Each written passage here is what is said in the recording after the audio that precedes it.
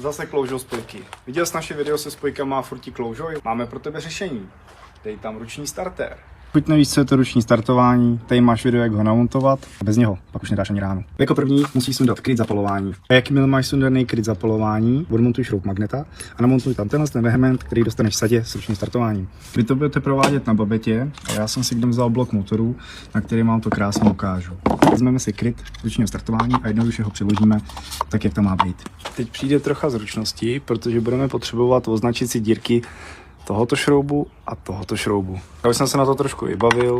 Koupil jsem si nějaký 6 šroubky, zhruba 7 cm dlouhý. Buď to je tam takhle vsunu a lehkým točením si označím střed vrtání. Když to odendáme, tak máme krásně označený bod, jak dole, tak nahoře, kam máme vyvrtat dírku. Máme označené dírky, já mám 6 šrouby, takže to budu dělat 6 dírů. Každopádně vezmeme si nějaký malinký vrtáček, aby jsme si to předvrtali.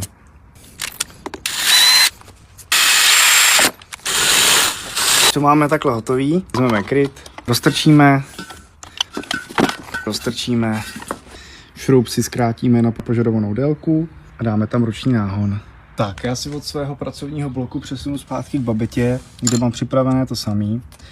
Jde to dělat, i když je motor samozřejmě na babetě. Mám tady jednu dírku, z druhé strany mám druhou dírku. Místo šroubu, co drží magneto, jsem si dal samozřejmě ten vehement. Samozřejmě ten šroub, co drží magneto, musí být o to další. A doporučuji si i do jedné z těch děr dát ještě takhle šroub s matkou, aby nedocházelo, že se to protočí. Jo, ten šroub se chytne tady v tom výkusu a pak to na 100% funguje. Když už to máte takhle složený, tak to dáme jen na babetu. Tak, nacvakneme kryt. A když to máte takhle namontovaný, jak nahoře, tak dole, tak si jdeme zkusit start. Ale než si zkusíme start, tak pár takových věcí.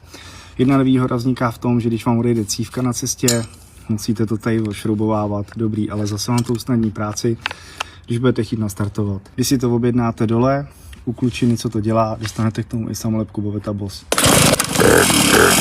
Tak jo, tohle byl takový jednoduchý návod, jak namontovat ruční startování.